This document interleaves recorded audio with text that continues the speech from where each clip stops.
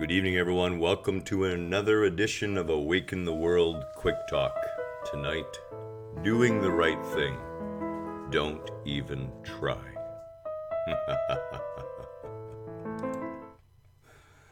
I know you gotta love that laugh, hey? It's one of those laughs that, you can have the really fun side of it, or you can have the really dark side of it. I love it. It's a lot of fun, and that's great. Uh, Hopefully, our browser will pop up here momentarily. There we go. Hello, Kim. Nice to see you this evening. This is going to be a little bit of an interesting discussion. It's based on a group member's request, and as usual, if we don't have direct permission from them, we keep that quiet. But I will read to you something that they have asked me to address. And by the way, I just love the G and the G man sort of thing. I mean, I'm totally not hip to names. I get tired of them really quick. I guess that's because through my life, I think I've had 26 or 27 different names. So it's like, yeah, happy to throw one out and pick up a new one. Doesn't really matter. Here we go. If you are in a situation that is factually wrong, and the situation is taking advantage of people who for some reason seem to not have the knowledge or the common sense to stand up for themselves. Okay, we're going to stop right there for a moment. Now, objectively, the first thing I have to say about that first bit is, you know, people can make their choice to stand up for themselves or not. And a lot of times they don't have the knowledge. They haven't the level of awareness. In those situations, we have to be very mindful that they have a path to follow and that we should make them aware of the information, but we should not try to extort them into coming onto our side with it. We should allow that evolution to happen on its own. And there's a very good reason why. When you look at, any of the cults, and keep in mind that ancient religions and cults are one of the things that I had studied in university. So this is really what happens, okay? The followers who are basically pressured into joining are the first ones to flee. The followers who converted on their own, who made the choice themselves, are the ones who will die in the FBI firefight. Okay, that was not nice. I'm sorry. I couldn't resist. Yeah. So that's basically it. So we want to be careful that when we run into people who aren't really aware of what's going on, that we focus on making them aware, not on converting them to our side. So we go on from there. Do we just walk away, or do we stand up for ourselves and others and do what you think is necessary to do? Are we sometimes placed in certain situations to actually be a light that shines on illegal activity? I've been driving for a company and love my job. As time went on, I started to realize that shady stuff was going on. Okay, so there were some shady things going on. Now, yes, absolutely, there are times when, and I do not ever believe in just walking away, okay? Let's be perfectly clear about that. But we have to be very mindful that we are not pushing up against. That if we find ourselves angry, if we find ourselves really incensed and worked up about it, we have to realize, in all honesty, that that is our egoic reaction. And at that point, reality can become a little bit clouded. Now, let's be clear about this. The best actions are the ones that come naturally, the ones that arise from a silent and still state within.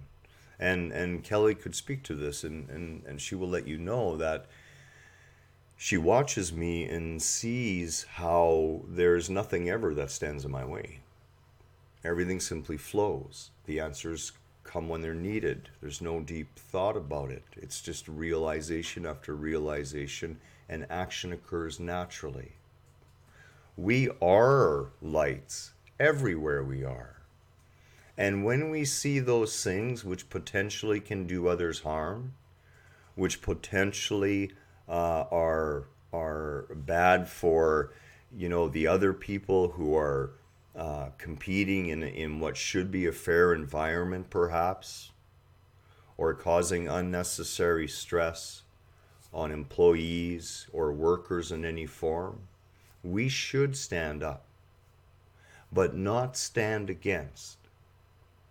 You see, we have to understand that the company and the people in the company who behave that way or have allowed this to occur or are doing so from a lower level of consciousness, usually based out of fear, perhaps greed. There's a number of lower consciousness and I don't even know how you would classify greed, because really greed is just an extension of fear. It truly is. So we can really just say fear as a whole is mainly the driving force. And even though what they're doing is morally incorrect, we have to understand that they are not bad people. They are good people making bad decisions. They are good people who perhaps have been raised in environments that lead to a narrowness of vision. And in this, we must develop compassion for them, because we too, in one life or another, have been in the same place. So how do we approach this when we see a number of employees or a number of people in the group that we feel may come to harm? And let's stop that right there for a second and just change the story for 1 minute. You're a Christian. What do we do when we see a group of people who we see might not go to heaven because they're acting contrary to God? We want to go save them. Okay, let's rewind that and continue on now. What do we do when we see a group of people who appear to be unaware that they're being taken advantage of or not being treated fairly? We have to be very careful in wanting to run in and save them. There is a reason, always. There is always synchronicity. There is a reason you're there in the situation. And the reason you have correctly is to be a light, as we all should be in every experience of our existence. This is what we are offered. This is our free will. Doing the right thing is truly impossible. Why?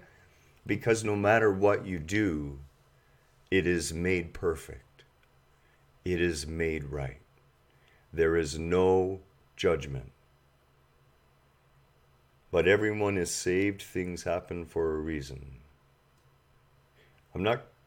Maybe expand on that a bit, Kim. Are you trying to confuse me? Because it's really easy.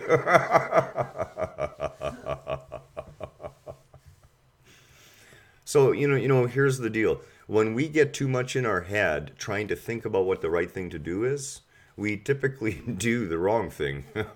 And there really is no wrong thing, because everything is made right in God's perfection.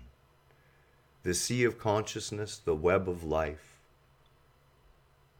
that beautiful dancing, spiraling web that we are all part of, absorbs and makes everything perfect under those loving eyes. Don't try so hard. Right action will come naturally. Allow that to come with a sense of joy and humor. If you find yourself upset, yeah, exactly, right? We all go back where we came from, meaning no one is saved. Yeah, no one needs to be saved. There is no saving to be saved.